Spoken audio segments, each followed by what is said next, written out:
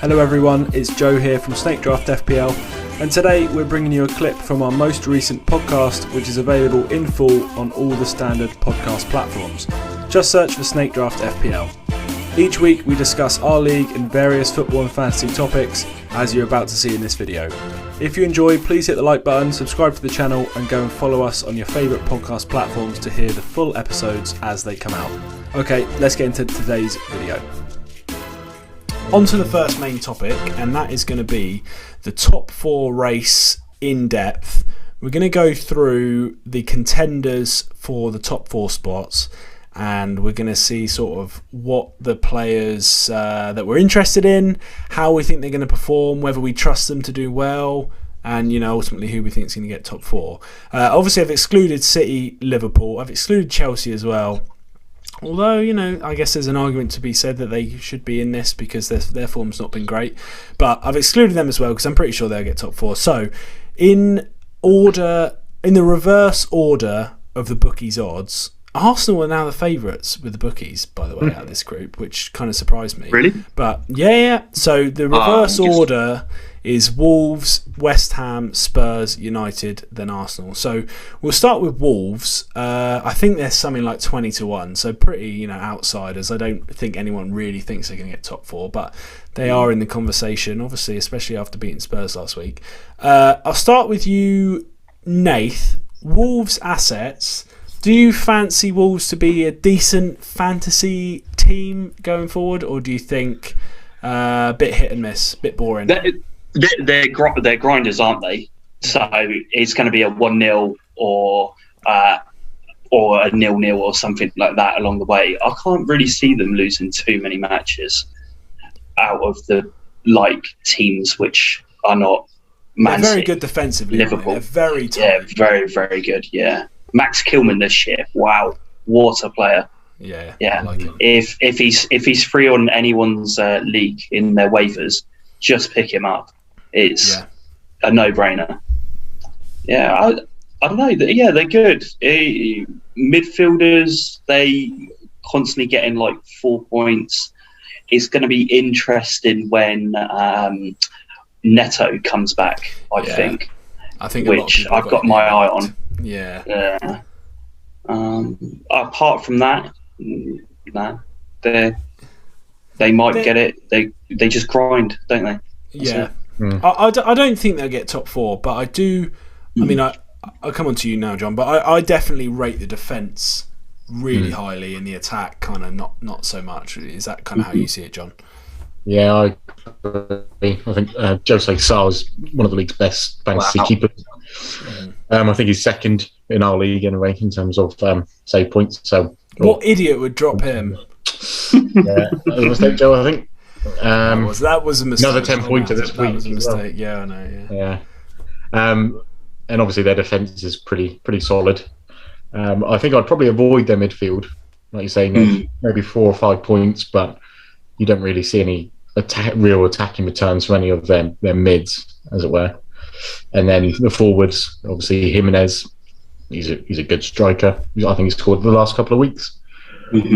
And I think that's probably as far as I'd go with. Hwang's coming back, isn't he? So that's another forward that'll be starting for them. Neto's a midfielder, isn't he? Yeah. Neto's a mid, yeah. I just the attack just doesn't excite me. To be honest, any of the attackers, I don't trust them. I had Jimenez for a long time, most of the season, traded him with Brad, and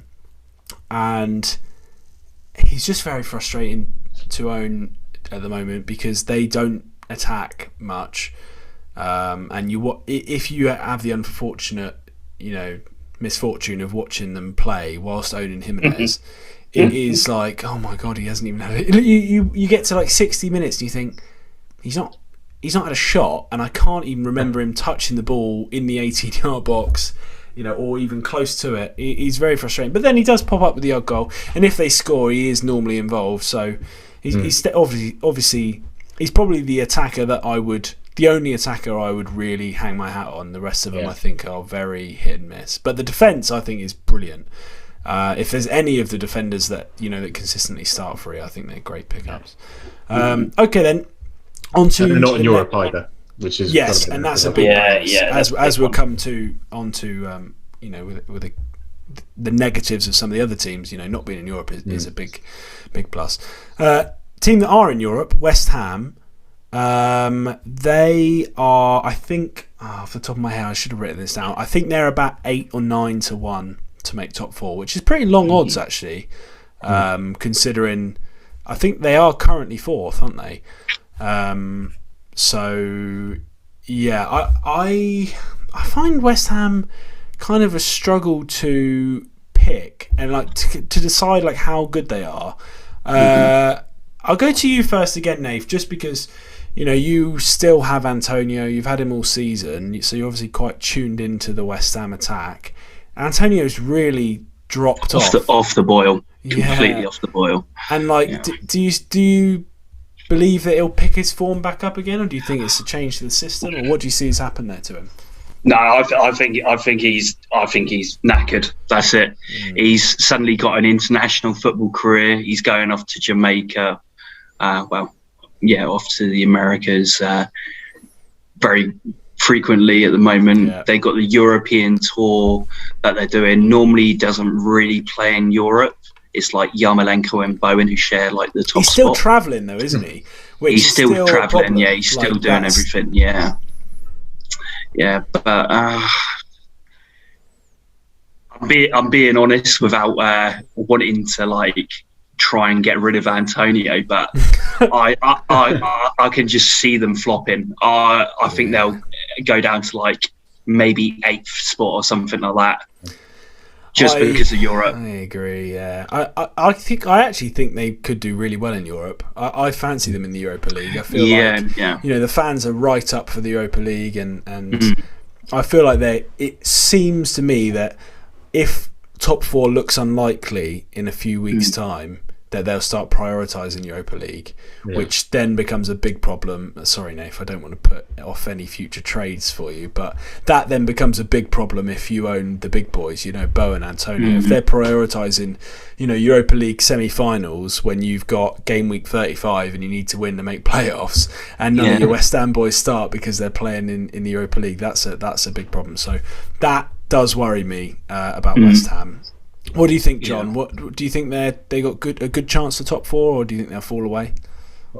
Yeah, I'm still just not convinced by West Ham for some reason. Obviously, they're having a great season, and they're only 6 points off 3rd. But I know what you mean. I know. I kind of agree. I just don't know what it is. I think maybe it's because we know Arsenal, Spurs, United haven't kind of lived up to their normal standards of putting the pressure on that. It's making West Ham just look a lot better, but I think the further they go in the Europa League, then you'll see their assets dwindle. They won't be as valuable. Yeah, when I look at the team, I always think they're one injury away from being fucking one of the bottom 6 teams in the league. Literally, one player. If they lose Rice, if they lose Antonio, Bowen, even if they lose one of the centre backs. That's what I was going to say. It's not even when often when people say, they're one injury away, it's if they lose the key player. But this is any of the key players. If they lose any of the spine, they're kind of fucked. If even Souček, I think, would be a massive problem. Absolutely. Well, they got Areola, don't they? Areola's a good goalkeeper. He hasn't played much in the league, but he's a phenomenal goalie. Yeah, West Ham. Yeah, put the fear at me. There's a couple of things I don't like about the West Ham boys. As much as Bowen's absolutely doing the business at the moment, I think now is the time to trade Bowen. That might be a bit of a hot take. Yeah, I think so too. Great form. You could get a great trade for Bowen, and my advice would be, if you can get a real top player for him, fucking do it, because I think he's going to be on the way down. Despite how well he's doing, and he is doing brilliantly, I think this might be as good as it gets for Bowen, to be honest. Okay, then next up in the list is Spurs. Boo. I think Spurs are about 3 to 1, or really? 3.5 to 1 to make top 4. Just because they got so many games in hand. Yes. So at the moment they are 8th. 36 points, which is it's 5 points off fourth, but they've got 3 games in hand on West Ham and United after this evening. Spurs. I'll be in Spurs. Do you know, I've had 3 Spurs players for the last month or so. Really? I've had Højbjerg, Mora and Ben Davis, and it's been a fucking nightmare. And do you know, I've been like ridiculing myself for it. Like, why did you own these players? Like, I don't want them. I don't like them. They're not doing that well. Why do I have them? So I took the plunge and got rid of Højbjerg this week, even though he's good for Kante points, but him being dropped out the side was enough for me to pull the trigger like straight away. John, I'll come to you first. Just that was a bit off topic. Do you think they're going to get top 4? No. Even with games in hand, they don't look like they're going to win anyway, no matter who they play. If they played Norwich away, I think Norwich would do them over, as it is at the moment. That's a big take. Kane's not performing. Even Son's gone off the boil. I just don't know where their points are going to come from. So, yeah, I think if you have Son or Kane at the moment, you could probably still get away with another big hitter in the league who's maybe on form. Someone might want to take the risk. But, yeah, I don't see Spurs making the top 4. Yeah. What do you think about them defensively? Trash. Good. Lloris has not been good for about 5 years. And I'm not convinced Lloris has ever been good.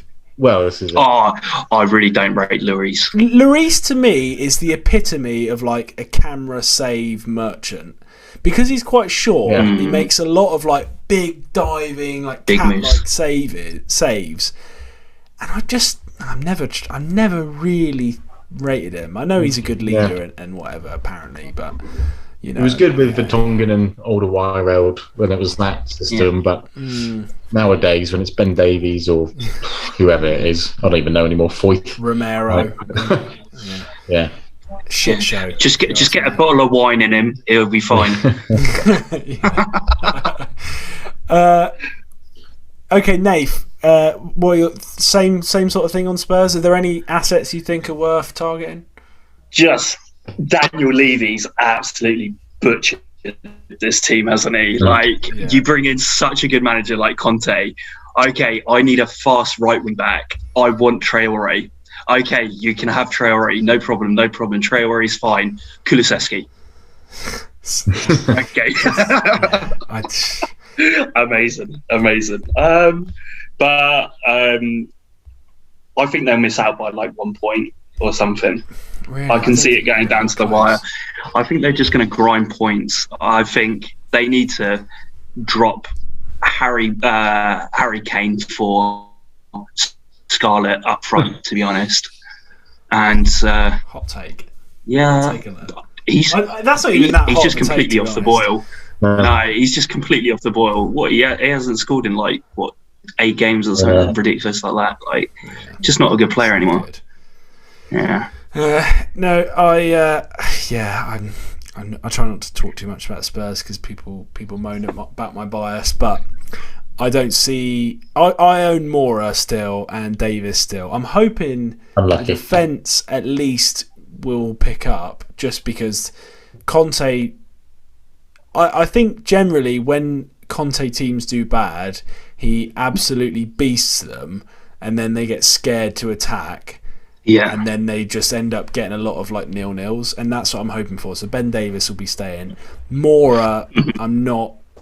I don't know. Do you regret that trade now, Joe? No, I still don't. Even with even Wood. Wood is pissing me off, I must admit. I mean, Wood was always a bit of a gamble, but no, not really, because Smith Rowe's done absolutely nothing. Yeah, that's true. Since I got rid of him, and Jimenez has scored 2 goals. I'm still up on the trade by I think about 5 points. I think it'll come down to Mora versus Jimenez because I don't think Smith Rowe will. I mean, Wood's had some fucking good chances, and he's had 2 goals ruled out. So the goals may come. We'll see. He's a confidence player though, as well, isn't he? If he gets 1 goal like one decent goal, then that's it. He'll that's what I'm score the hoping next for. 5 game weeks and stuff. But because he is getting the chances, and that's I always start to worry when players don't even get the chances. That's when it's a problem. Is it going to dry up with Trippier being out? That is my question. I think it might. Trippier's been their creative outlet, which is it shouldn't. Well, it's the same as Alexander Arnold at Liverpool, but yeah, it's. I don't know. The thing is, it's quite funny because before Trippier signed, their most creative player in the whole team by far was Matt Ritchie, who was playing right back as well. So I wonder. Yeah, I wonder. I think Trippier's just better though, isn't he? They're quite similar players. Trippier's just better. So yeah, we'll see. A hell of a lot better. Yeah, a lot better. Okay, then next up is United. I believe United are about 2.5 to 1. I think about 5 to 2. I think they're just behind Arsenal in the bookies' odds. If they win tonight, they will go 4th, won't they? But as it stands, they're currently, if it stays 0-0, they'll be in 5th, level on points with West Ham, but behind on goal difference. So I will go to the United fan, John. Do you think United will get top 4?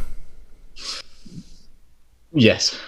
Oh, I think they'll do it over Arsenal. Okay. It'll be between those two. I think it'll be between I those think they'll two do as it. well. Okay.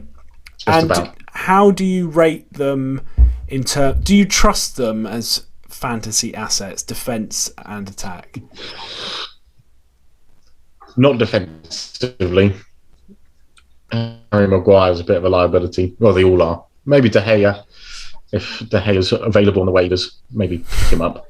But no, I don't really rate trust their defence to get points. Going forward, I think Ronaldo, he's just hit a bit of a tough run of form, but he'll be back soon enough. Sancho's improving. He's got a few goals. Yeah. Couple of goals. Sancho's probably my pick of the whole team, to be honest. Yeah, I think so. So that could be good. Bruno, he's not done much all season, has he? So avoid him. But no, I think Ronaldo and Sancho are the two for the running. If you're looking for that, I think Fred as well in midfield. To be honest, when he was playing when Ralph first took over, he was decent, wasn't he? He was breaking into the box. I guess Pogba's back now. Maybe Pogba. Yeah, Pogba could be an interesting one. They're still in the Champions League, aren't they? Oh, they've got Atletico, haven't they? Yeah. Atletico are having a tough time at the moment, though, aren't they? So. Yeah, really tough. Oh, is there a goal? There is a goal. Yeah, Ronaldo. Oh, good goal, good goal. He's broke his duck now. Rashford. Yeah. Rashford. Any assists? Rashford. That doesn't really impact the game. Rashford. I think it was a Lang assist, wasn't it? I'm not sure. I can check Twitter. Let's have a look at this. Please don't be Fred. McTominay. McTom, yeah, with the tackle. McTom with the tackle. That's spicy up Connor's game. Yeah, because Connor's got him, hasn't he? That might tip him over the edge versus Brad. Come on, Connor! Oh, that's exciting. That is very interesting. Well, you not be watching that game as Brad right now. No. Yeah, so that kind of impacts their, what we're just talking about with United. It's not Connor. It's Ben. Ben. Is it not Connor? Ben. Is it? Is it Ben? With McTom. Yeah, Ben's coming. Oh yeah, no, it is Ben. Oh well, he's the final nail in the coffin. He had beat me anyway, so I'm not bothered. I thought it was Connor. Cheering him for even more of a slack. Oh well. What can you do? Yeah, so United assets. What do you? So yeah, maybe Sancho. The rest of the attackers don't really do it for me, to be honest. Sancho looks pretty good. Obviously, Ronaldo and Bruno, if you've got them, obviously go nowhere and they're decent assets. But yeah, I don't trust United. That's the problem. There's not it's not like they're good defensively and shit going forward, or good offensively and shit at the back. They're just kind of meh. Like they're just kind of inconsistent everywhere, which makes them quite difficult to. It's not like you can be like, I definitely play the defender this week because they've got a great chance of a clean. They're not playing nice football as well at all. No, yeah, it's very disjointed, isn't it? Like, and I'm sure they've got quite a few bigger fixtures coming up as well, don't they? Coming up in the next few weeks. They've got Man City, Spurs, Liverpool, Arsenal, Chelsea. Yeah, they've got all the big boys. Yeah, all the big boys coming up. So we'll see after that, I guess. But yeah, I think it will be between United and Arsenal, and I suspect Arsenal will be in the driver's seat come something like game week 34, and then the pressure will get on. I don't have the fixtures in front of me, but I know that Arsenal's last 6 or 7 games are really tough. We've got like a good run of fixtures, and then we basically play the big boys to finish the season, and the pressure will really be on then, I think, because I think by then we'll be in the driver's seat. So moving on to Arsenal, I think Arsenal kind of the opposite of United, I think, in a way, in that you can kind of rely on certain players performing. The defence is pretty fucking good as far as defences go, especially against sort of the weaker teams. They're pretty consistent. Like stats wise, they're top 3 of the league. It's them sitting in Liverpool for basically all the stats. So yeah, the defence is good. I think the attack. Oh, red card! Dunk. Oh, dunk! Are you bullshitting? No, red You're card. bullshitting me. Oh wow! I really didn't think that was a red card. Yeah. Oh, it is! Actually, Does that mean you've won, John? It looks more likely now. Nice. Damn. God, Oh, this is exciting stuff. That is very exciting. Bruno got a yellow as well for Brad and Connor's match, And which my is FPL captain. interesting. Ooh. Oh dear. Oh, and me.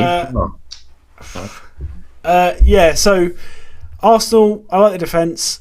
You can kind of pick which players are going to do well. Saka, particularly, I think is probably the best attacker, and Odegaard and Lacazette and Martinelli all I think my concern with Arsenal is 2 or 3 injuries to their their forward players, and then we can see them. Yeah, I think that without being in Europe, I think if Saka gets injured, we're fucked, to be honest.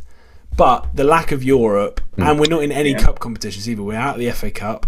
Obviously, the Carabao's finished. We literally just have the league, which is very unusual because normally we're battling Europa League and stuff at this point. So you would hope, unless we get unlucky with an injury, I think the lineup's going to be very consistent. You can pick which players are going to start, which is kind of basically the only team in this list, I think, that you could name 9 or 10 of the starters basically every week, which is a great plus as well. So, but I do think we may well bottle it in like game 35. It wouldn't surprise me. It's just the fact that we've got the big fixtures at the end of the season and a young squad. The pressure's going to be well and truly on. If we're 2 points clear with 3 games to go, it's going to be like pressure that none of these boys have really had before. Yeah, I think they're really going to feel it by the end. Yeah.